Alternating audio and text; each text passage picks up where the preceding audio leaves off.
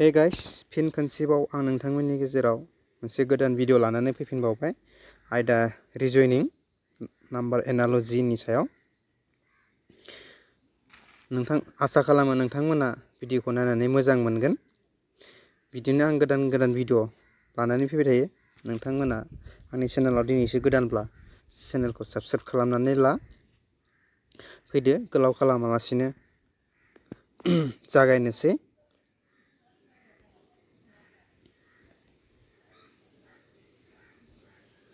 Number 1 question. Judy driver 12, accident equal to 16, walk on foot equal to 20, अब्ला car equal to what? अब्ला जोंहा बेयाव मा बुंदो ड्राइभारा जुदि 12 जायोब्ला एक्सिडेन्टआ जुदि 16 जायोब्ला walk on footआ जुदि 20 जायोब्ला कारआ बेसेबां जागोन? अब्ला जोङो ड्राइभारखौ मा खालामनानै 12 मोनदों जों बेखौ नायग्रोनांगोन। फैदो दानिया जोङो गिबियाव लेटारखौ सानना नायग्रोनोसै। बेसेबां ड्राइभाराव बेसेबां लेटार दङ? 1 2 3 4 5 6। अब्ला जोंहा बेसेबां लेटार दङ ड्राइभाराव? 6। अब्ला जोंहा 6 खौ मा खालामनानै 12 मोनदों बेखौ नायग्रोनांगोन। अब्ला जोङो 6 खौ डाबल खालामदों। डाबल खालामोब्ला 12। थिग बिदिनो एक्सिडेन्टआव बेसेबां लेटार दङ? 1 2 3 4 5 6 7 8 खौ जोङो डाबल खालामदो 16।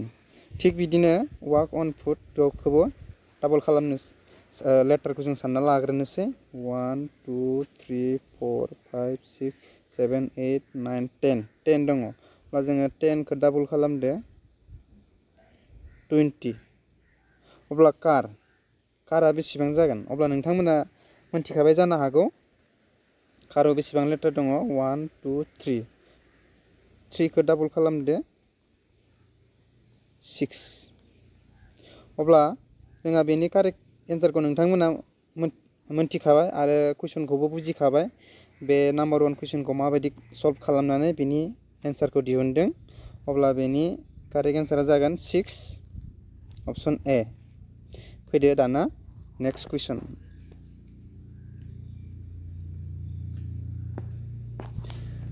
नाम्बार 2 कुइसन। जुदि 264 स्टार 2 इक्वल टू 6 अब्ला 870 स्टार 3 इक्वल टू 11 जायोब्ला अब्ला 735 स्टार 5 इक्वल टू बेसेबां जागोन? अब्ला जोङो कुइसनखौ बुजिग्रोनांगोन। फैदो दाना जोंहा 264 खौ 2 जों राननानै माबायदि 6 मोनदों जों बेखौ नायग्रोनांगोन, नङा होनबा? अब्ला जोङो अब्ला जोङो नायनोसै 2 6 4 राननाय 2 रानोब्ला बेसेबां जागोन? 1 3 2। अब्ला जोङो बेसेबां 6 मोनो नङा होमब्ला जों बेखौ बे 1 3 2 खौ जों मा खालामबा 6 मोनगोन प्लास। अब्ला जों बेसेबां मोनगोन 6। थिग बिदिनो नेक्स्ट 870 राननाय 3। 870 खौ 3 जों रानोब्ला माबायदि 11 मोनगोन जों बेखौ नायनोसै। अब्ला जोङो 870 खौ 3 जों रानोब्ला 290। अब्ला जों बेखौ प्लास खालामदो सिगाङाव खालामनाय बायदि इक्वल टू बेसेबां 11। अब्ला जों मोनथिखाबाय नेक्स्टखौ माबायदि खालामनांगौ। फैदो दाना 735 राननाय 5। अब्ला जोङो बेसेबां मोनगोन? 1 4 7 अब्ला जों सिगाङाव खालामनाय बायदि प्लास खालामदो अब्ला जों बेसेबां मोनगोन बेसेबां जाखो 12 अब्ला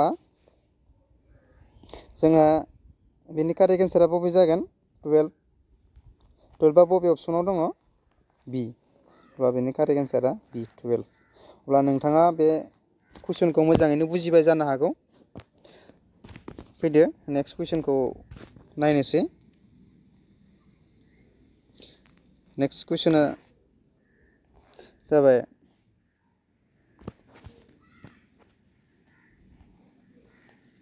नम्बर 3 कुइसन जुदि दाननि बाथि साना मंगलबार जायोब्ला अब्ला दाननि मोनथाम शुक्रबारनि सानथामनि उनाव बेसेबां अक्ट' जागोन अब्ला जों कुइसनखौ बुजिग्रो जुदि दाननि बाथि साना मंगलबार जायोब्ला दानाव जोंहा बेसेबां शुक्रबार थायो मोनब्रैबो थानो हागौ मोनबाबो थानो हागौ नङा होमब्ला अब्ला जोंहा मा बुंदों दाननि दाननि मोनथाम शुक्रबार बारनानै मोनथाम शुक्रबारनि उनाव सानथाम बारनानै बेसेबां डेट एबा अक्ट' जागोन होननानै सोंदों कुइसना अब्ला फैदो दानिया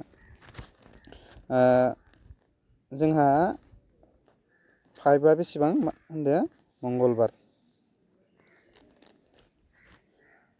ओमफ्राय 4 3 2 1 अब्ला जोंहा 4 आ मा जागोन मंडे मंगलबारनि सिगां मा जागोन समबार मंडेनि सिगां बेसेबां सानडे सानडेनि सिगां सेटारडेनि सिगां 1 आ जागोन शुक्रबार फ्राइडे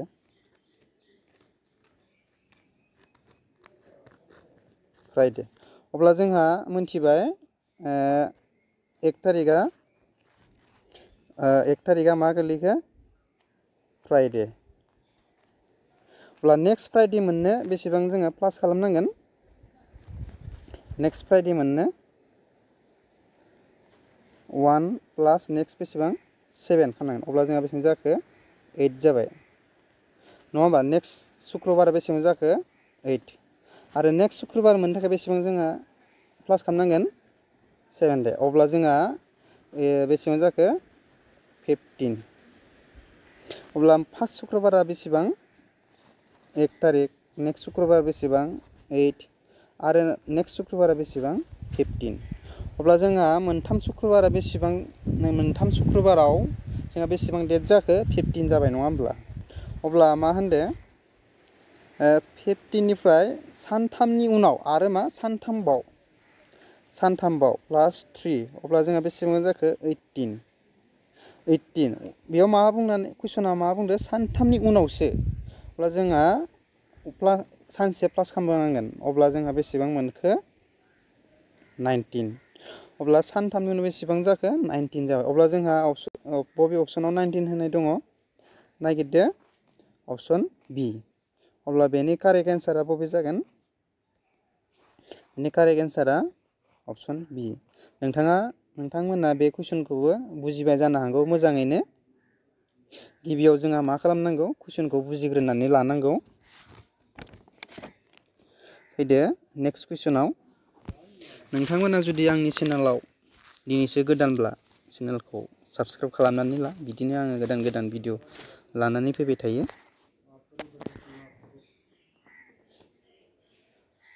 जोंहा नम्बर 4 कुइसन गाहायाव होनाय सोंथिनि लांदां जायगाखौ आबुं खालाम जोंहा गाहायाव होनाय दंखायो C81 E64 question mark 49 I question mark बिनि उनाव K अब्ला जोंहा माबायदि खालामनांगोन बेखौ जोङो नायदो बेयाव जों C81 E64 बेबायदि खालामबा जों बेनि एन्सारखौ दिहुननो हानाय नङा अब्ला जोङो मा लेटारखौ सिगाङाव खालामग्रोनोसै A B C D E F G H I अब्ला जोंहा नायदो सिया होनाय दंखायो जोंहा डि गैया बिनि उनाव मा इयाबो होनाय दंखायो अब्ला जोंहा मा नैबे डि खौ गालांदों माने मोनसे बारदों अब्ला जोंहा बेयाव मा एफ जों एफ खौ मा गारनांगोन माने मोनसे बारनानै अब्ला जोङो बबेखौ लानांगोन जि अब्ला जोंहा बे कुइसन मार्कआव मा जागोन जि जागोन ओमफ्राय बेनाव एच गारनानै आइआ होनाय दंखायो नैबे आइआ थिग अब्ला जोंहा आइनि उनाव मा जायो बिथिंखौ नांला जोंनो बिथिं होनाय दंखायो सिरियालि अब्ला जोंहा आइसिमल'सो खालामनांगौ अब्ला जोंहा बे कुइसन मार्कआव मा जाखो जि नैबे जिया जाबाय नोंथांमोना बुजिखाबाय बेखौ फैदो दानिया नाम्बारखौ दिहुननोसै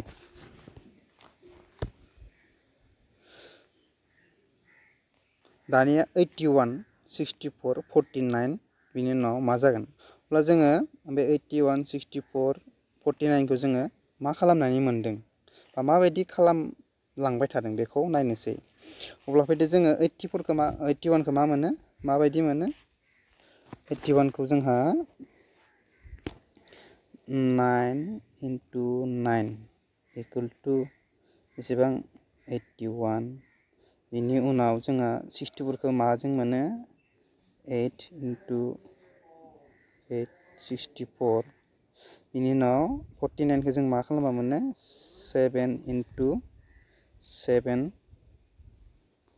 49 जोंहा नेक्स्ट खौ नांगौ नालाय अब्ला जोंहा 6 into 6 बेसेबां जाखो 36 अब्ला नोंथांमोना बेखौ बुजिखाबाय जोंहा माबायदि मोनदों अब्ला जोंहा अपसनाव नायदो 36 दंना गैया जोंहा 36आ मोननै अपसनाव दङ D36 आरो G36 अब्ला बै जोंहा बे नैबे 49 आव जोंहा बेसेबां मोनदोंमोन लेटाराव G मोनदोंमोन नङा होमबा G अब्ला जोंहा Gआ बबेयाव दङ अपसन C आव Gआ बबेयाव दङ अपसन C आव अब्ला जोंहा बेसेबां जागोन सरि G36 अब्ला जोंहा कारेक्ट एन्सारा बबे G36 अब्ला G36 आ बबेयाव दङ अपसन C आव अब्ला नोंथांमोना कुइसनखौ बुजिखाबाय जानो हागौ गोसो होलांनानै एसे सानबानो जोंहा कुइसननि एन्सारखौ दिहुननो हायो फैदो नेक्स्ट कुइसनाव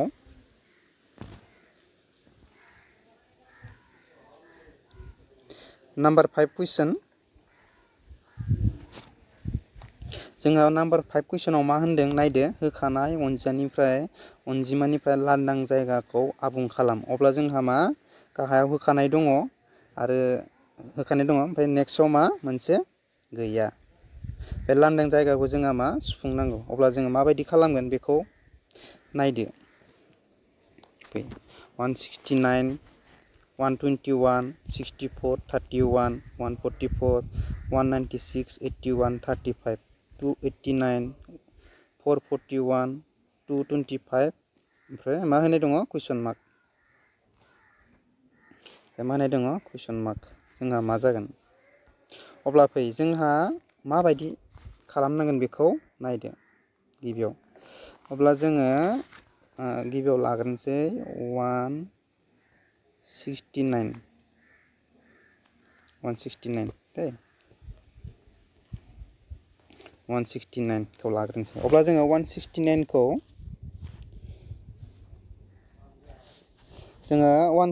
खौ मा खालामबा मोनो अब्ला जोङो स्कुवेर खालामना नायग्रोनोसै 13 स्कुवेर बेसेबां 169 11 नि स्कुवेर बेसेबां 121 8 स्कुवेर बेसेबां 64 अब्ला जोंहा मा 32 माबायदि 32 मोनखो जोङो नैबे मोनथामखौ स्कुवेर खालामना मोननायखौ प्लास खालामसै अब्ला जोंहा बेसेबां जाखो 3 1 बेसेबां जाखो 4 आरो 8 बेसेबां जाखो 12 1 थाबाय आखायाव 1 2 3 आखायाव थानायजों अब्ला जोंहा बेसेबां जाखो नैबे 33 खौ मोनबाय जों स्क्वायर खालामनानै मोननायखौ जोङो प्लास खालामनानै गाहायनिखौ मोनदों जोङो 32 थिग बिदिनो नेक्स्टखौ नायनोसै नेक्स्ट 144 144 जों माबायदि मोनो 12 स्क्वायर 144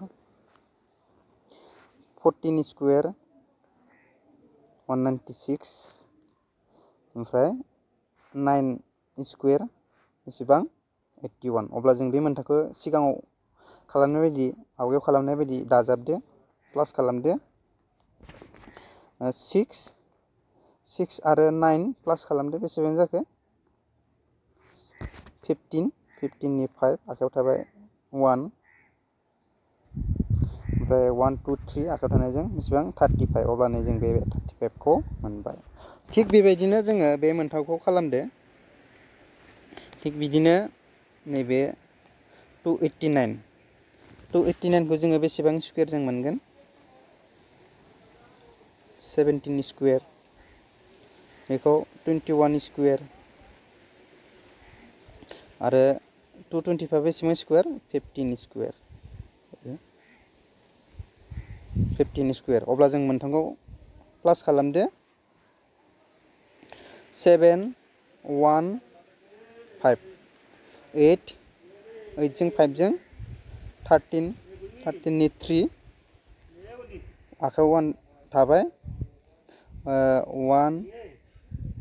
1 जों 2 जों 3 जों 1 जों 4 आखायाव थानायजों 5 अब्ला जोंहा 5 मोनबाय 53 अब्ला जोंहा बेयाव मा जागोन 53 लांदां जायगायाव अब्ला जोंहा 53 मोनबाय नङा होमबा अब्ला जोंहा नायदो 53 बबेयाव दङ अपसन सि आव 53 अब्ला नोंथांमोना बेखौबो मोजाङैनो बुजिबाय जानो हागौ कुइसनखौ भिडिअआ गोलाव जालांबाय थानायखाय आङो दिनै बारा गोलाव बानायला बिदिनो नेक्स्ट भिडिअ लानानै फैफिनगोन नोंथांमोना आंनि चेनेलाव गोदानब्ला चेनेलखौ साबस्क्राइब खालाम आरो भिडिअखौ लाइक खालाम शेयार खालामना हो जाहाथे बयबो हायो गोरों जायो मोनथियो